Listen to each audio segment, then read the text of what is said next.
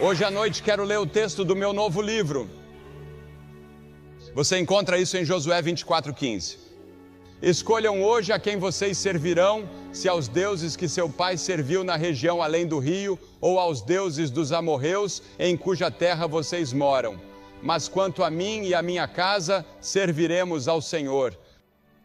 Quanto a mim e a minha casa, serviremos ao Senhor. Ele fez uma escolha. Ora, Josué liderou o povo de Israel após a morte de Moisés. Ele era um grande general. E agora, no final de sua vida, ele reuniu todo o povo em Siquém. Agora, Siquém ficava entre duas montanhas. Uma era a montanha da lei e a outra era outra montanha. E entre essas duas montanhas, eles se reuniram. Agora, a história de Israel sempre teve altos e baixos. Por algum tempo, eles serviam ao Senhor e depois voltavam aos seus velhos hábitos e voltavam aos seus antigos ídolos. E nesse caso foi Baal. E ele estava dizendo a eles: vocês precisam fazer uma escolha entre Baal e Deus. Qual será? Em quem você vai votar? Sabe, temos provérbios antigos, creio que existam no norte da Flórida. Aquele que hesita está perdido. A procrastinação é o ladrão do tempo. Um ponto no tempo salva 9. Um pássaro na mão vale mais do que 2 no mato. Agora eles tomavam decisões e votavam independentemente do custo, por causa do que eles acreditavam. E Josué disse: estou reunindo minha família e vamos votar em Deus. Vamos servir ao Deus vivo e verdadeiro. Exteriormente, os seguidores de Deus, mas no fundo de seus corações eram idólatras. E Josué diz que essa condição não pode continuar. Você deve decidir se vai adorar esses ídolos ou se vai adorar o Deus vivo. E eles precisam decidir imediatamente. Esse foi o dia da eleição de Israel, o dia da decisão de Israel. Eles devem ser registrados a favor de Deus ou contra Ele. E você deve decidir esta noite. Há centenas de pessoas aqui esta noite que precisam decidir esta noite. E sua decisão esta noite, sim ou não, decidirá onde você estará daqui a 100 anos. Porque, como você vê, somente um Deus pode ocupar o trono do seu coração. As Escrituras dizem que o primeiro mandamento é: não terás outros deuses diante de mim. Eu, o Senhor, o Deus de vocês, sou um Deus ciumento. Hoje temos idolatria de maneiras sutis. Nossos atores e atrizes e acadêmicos, muitas vezes e até mesmo atletas, podem facilmente e sutilmente se tornar nossos deuses. Richard Phelps escreveu na revista Time, em setembro, sobre a morte de superastros do esporte por uso de cocaína. Ele disse que o problema é que os americanos tendem a pensar nos atletas como seres divinos. E às vezes isso é verdade. Exageramos demais com alguns dos jovens jogadores, e esses jovens às vezes simplesmente não aguentam e acabam se quebrando, porque é preciso ter experiência e maturidade para aceitar todo o dinheiro e toda a fama tão repentinamente em uma idade tão jovem. E Paulo ensinou que um cristão é alguém que se voltou para Deus, deixando os ídolos para servir ao Deus vivo e verdadeiro. Mas, independentemente do que o povo fizesse, Josué disse: quanto a mim e a minha casa, serviremos ao Senhor. Não me importa se toda a equipe se voltar contra Deus. Não me importa que todos vocês se voltem para a idolatria. Minha casa e eu serviremos ao Deus vivo e verdadeiro. Você já disse isso alguma vez? Você já disse: vou servir a Cristo, não importa o que meus colegas pensem, o que meus colegas de classe pensem, o que as pessoas com quem trabalho pensem ou meus vizinhos pensem. Robert Browning exclamou: há 100 anos que o negócio da vida é feito de escolhas terríveis. Temos que fazer algumas dessas escolhas em nossa vida. Adam teve que fazer essa escolha. Ele iria construir seu mundo com Deus e ter paz e justiça no mundo? Ou será que ele decidiu seguir seu próprio caminho e dar ouvidos ao diabo e desviou o mundo inteiro? O jovem rico veio a Jesus querendo encontrar ajuda espiritual e Jesus disse: tudo bem, você gostaria de ter a vida eterna? Ou o jovem rico disse: o que devo fazer para herdar a vida eterna? E Jesus disse: se você quer a vida eterna, faça isso e isso e isso e isso. O jovem rico foi embora triste porque não podia pagar o preço e Jesus não quis negociar com ele. Cada pessoa que já viveu tem que fazer a mesma escolha. Qual é a melhor para você? Agora, primeiro precisamos escolher 2 modos de vida, entre 2 modos. O profeta Jeremias escreveu: assim diz o Senhor, eis que ponho diante de vocês o caminho da vida e o caminho da morte. Em que estrada você está? Jesus Cristo disse: eu sou o caminho. Eu sou o caminho, venha a Cristo. Ele dará a você uma nova força, um novo poder, uma nova alegria, uma nova paz e um novo propósito de vida. Há um caminho que ao homem parece direito, diz a Bíblia, mas o fim dele são os caminhos da morte. A estrada em que você está parece correta. O caminho que você escolheu parece correto. Parece muito bom. Aquele negócio em que você está, aquela escola em que você está parece tão bom. Mas um dia desses, a menos que esteja comprometido com Cristo e com a vontade de Deus, você logo descobrirá que está no caminho errado. Algumas pessoas dizem: bem, se eu seguir minha consciência, isso não é suficiente? Não, porque sua consciência pode estar morta. Muitas pessoas têm a consciência morta. Mas quando você vem a Jesus Cristo, Ele ressensibiliza a consciência.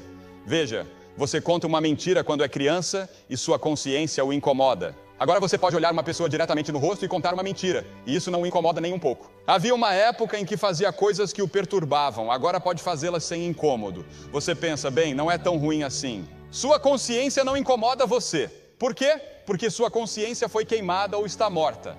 Mas quando você vem a Cristo, Ele lhe dá uma nova consciência para que você possa ser sensível às coisas erradas.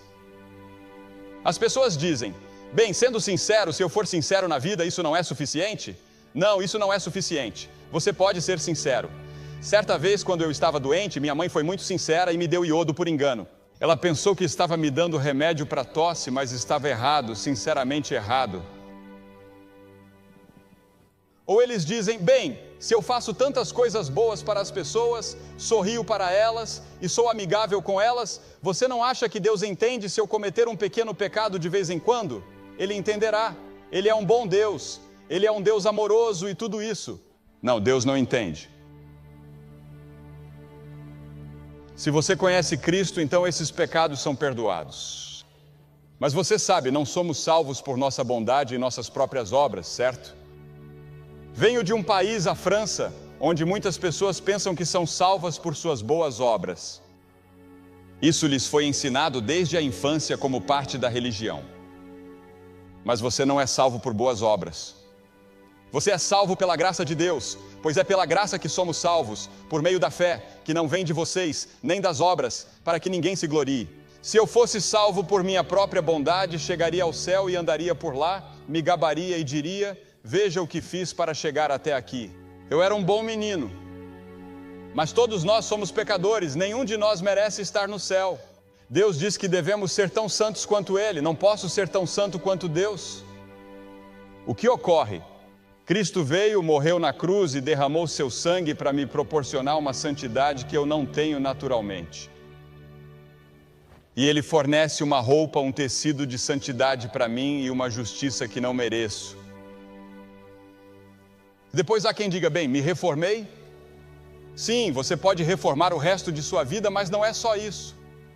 Você precisa vir a Cristo, entrar pela porta estreita e andar pelo caminho estreito. Portanto, você tem uma opção. Você precisa votar em uma vida ou na outra. Qual será? Uma vida de entrega a Cristo como Senhor e Salvador, ou uma vida em que você se entrega a si mesmo e a seus próprios desejos, prazeres, luxúria, ganância e ciúmes? E então você terá que escolher entre 2 mestres. Jesus disse: ninguém pode servir a 2 senhores, porque ou há de odiar um e amar o outro, ou se apegará a um e desprezará o outro. Você não pode servir a Deus e ao materialismo. Precisa fazer uma escolha. Se você desprezar o outro, não poderá servir a Deus e ao materialismo. Você deve escolher não apenas 2 modos de vida, não apenas 2 mestres, mas você também precisa escolher entre 2 destinos. Qual é o destino de vocês? Onde você estará daqui a 50, 100 anos? Estarás em algum lugar. O verdadeiro você, seu corpo, talvez esteja na sepultura, mas você, o verdadeiro você, sua alma, seu espírito, a coisa que pensa e se lembra e ama e assim por diante, essa é a parte de você que viverá para sempre, seja no céu ou no inferno. e você tem que fazer uma escolha entre os dois. Salomão escreveu sobre o caminho para o inferno em Provérbios 7. C.S. Lewis, o grande professor de Cambridge e Oxford, costumava enfatizar que ninguém jamais teve tanto a dizer sobre o caminho para o inferno quanto Jesus Cristo, e ele estava certo. Por outro lado, ninguém jamais falou do céu com tanta clareza e autoridade como Jesus Cristo. Um dos programas mais populares da televisão no ano passado foi intitulado Highway to Heaven. Jesus Cristo é a estrada para o céu. Ele disse: na casa de meu pai há muitas moradas. Estivemos na Romênia no ano passado realizando reuniões e havia milhares de pessoas a perder de vista. E eles me levaram para um lugar chamado Moldávia. Eles nos levaram em um pequeno passeio turístico pelas colinas e montanhas e assim por diante. Eles nos levaram a igrejas e edifícios que foram pintados há cerca de 1000 anos com um tipo de tinta que nunca perdeu seu brilho e sua cor. E eles não sabem como fizeram isso. Eles acham que talvez tenham usado mel, mas não têm certeza. E todas as pinturas são religiosas porque as pessoas não tinham Bíblias, não tinham literatura cristã e não tinham como contar a história da Bíblia. Assim, eles ensinavam a Bíblia com pinturas nas laterais dos edifícios. E você pode ver toda a história da Bíblia. E vi uma pintura em um lindo azul e com várias cores que duraram 1000 anos. E pensei comigo mesmo, olhe para isso. Era a imagem de uma escada que ia do fogo do inferno até onde Jesus estava, no topo da escada, no paraíso. E lá embaixo havia demônios subindo a escada, puxando-os, tentando levá-los para as chamas. E sobre eles estavam os anjos que os ajudavam a subir a escada. E eu pensei que isso é um pouco como, pode ser distorcido, pode não ser teologicamente exatamente correto, mas eles tiveram a ideia, porque há uma batalha constante pela sua alma o tempo todo. Você sabe, sua alma é importante para o diabo.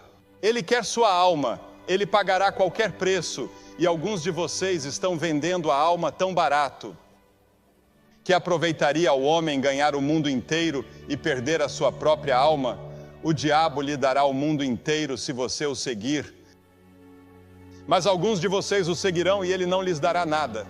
Você está apenas seguindo-o porque é como o porco que segue o homem que está deixando cair o feijão, indo para o curral de abate. A cada pouco ele deixa cair um feijão e o porco vai atrás dele.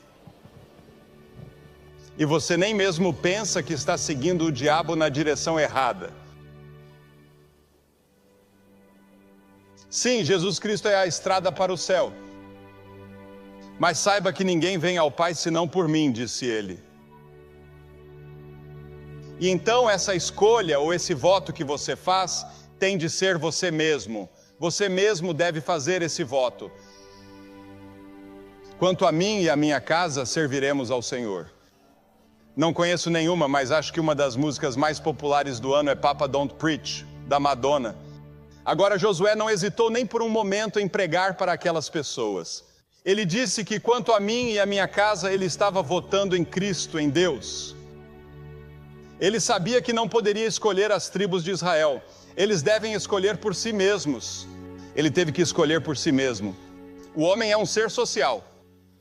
No entanto, há um santuário interno dentro de nós, onde nos retiramos de toda a comunhão, de todas as influências. Há uma arena solitária nas profundezas de seu coração, onde a maior batalha da vida deve ser travada sozinho. Você não pode decidir sobre Cristo. Nem seus pais, nem a igreja podem decidir por você. Seus amigos não podem fazer isso por você. Sua namorada, seu namorado não pode ir para você. Você precisa fazer isso sozinho. Você deve assumir o compromisso. Uma das músicas mais populares, de acordo com a Billboard, chama-se Lonely Alone, e isso é verdade. Solitário e sozinho? E isso está nessa parte de você. E quando você votou, você mesmo teve que dar seu próprio voto. Moisés disse: chamo o céu e a terra para registrar neste dia o que eu disse diante de vocês. Vida e morte, bênção e maldição. Portanto, escolham a vida. Você escolhe a vida para que você e sua semente possam viver. Isso afeta as gerações futuras. Isso afeta seus filhos e seus netos. Uma decisão que meus avós tomaram anos atrás afeta a minha vida hoje. Lemos que uma geração antes, Moisés havia escolhido Cristo. E o escritor de Hebreus relata como Moisés, considerando o opróbrio de Cristo, tinha mais riquezas do que todos os tesouros do Egito. Ele poderia ter sido o chefe de comando dos exércitos do Egito ou o faraó. Toda a educação e toda a riqueza do Egito eram dele. Ele deu as costas a tudo isso para sofrer com o povo de Deus. Ele escolheu Deus. Quem você está escolhendo? Em quem você está votando? Escolhendo antes sofrer a aflição com o povo de Deus do que desfrutar os prazeres do pecado por um tempo. Ah, sim, o pecado dá prazer por um curto período, mas logo acaba. A ressaca chega e não há nada que você possa fazer a respeito. Você estará lá, escolha Cristo e você nunca terá uma ressaca, a não ser alegria e paz para sempre. Isso não significa que Ele livrará você de todas as suas dificuldades, problemas e provações, porque isso não terá fim, mas podem ser diferentes. Deus os permite, isso faz parte do nosso processo de amadurecimento, é assim que Deus nos treina, mas no fundo há um rio profundo de alegria e paz em meio à vida que você está vivendo. Agora você não pode mudar seu passado, mas pode determinar seu destino decidindo-se por Cristo. Mas Cristo pode mudar seu passado. Ele morreu na cruz para que todos os pecados que você já cometeu, todas as coisas que você já fez de errado, sejam perdoados. Quando Deus perdoa, significa mais do que nós entendemos. Ele se refere à justificação. Isso significa que é como se você nunca tivesse cometido nenhum pecado. Esse é o poder do sangue de Cristo sobre o qual o ouvimos cantar há pouco. Sei que meus pecados estão sob o sangue. E a escolha envolve um preço. O apóstolo Pedro escreveu que vocês não foram resgatados com coisas corruptíveis como prata e ouro, mas com o precioso sangue de Cristo, o preço que Jesus pagou na cruz quando derramou o sangue de sua vida por vocês. Martinho Lutero disse certa vez que era o fundador, suponho, da Reforma, e o fundador, poderíamos dizer, quase um dos fundadores do protestantismo e certamente das igrejas luteranas. Ele disse que, quando olho para mim mesmo, não sei como posso ser salvo, mas quando olho para Jesus, não vejo como posso estar perdido. João Calvino, que fundou a teologia reformada em um sentido, e a igreja presbiteriana, disse: sobre uma vida que não vivi, sobre uma morte que não morri, penduro toda a minha eternidade. Eu a penduro em Jesus. John Wesley, o fundador do metodismo, quando estava morrendo, disse: minha mente está quase acabando. Lembro-me apenas de duas coisas. Sou um grande pecador, mas Jesus é um grande Salvador. Cristo é um grande Salvador. O que precisa fazer? Arrependa-se de seus pecados. Isso significa estar disposto a mudar seu modo de vida. Talvez você não tenha poder para fazer isso.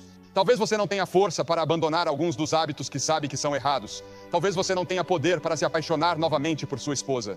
Talvez você não tenha poder para mudar toda a sua vida que você sabe que precisa ser mudada. Mas se você se render a Cristo, Ele lhe dará o poder. Você diz: bem, Billy, não sei mais o que fazer, fui batizado, entrei para a igreja e assim por diante, mas não tenho realmente paz, alegria e poder em minha vida. Tudo isso de que você está falando, como faço para obtê-lo? Se você não tem certeza de que está pronto para encontrar Deus, se não tem certeza de que vai para o céu e se não tem certeza de que seus pecados estão perdoados, venha e certifique-se disso esta noite. Acredito que nenhum de vocês está aqui por acaso esta noite. Acredito que você está aqui nesta noite em particular, porque esta é a noite em que você deve encontrar Deus de uma nova maneira e recebê-lo em seu coração.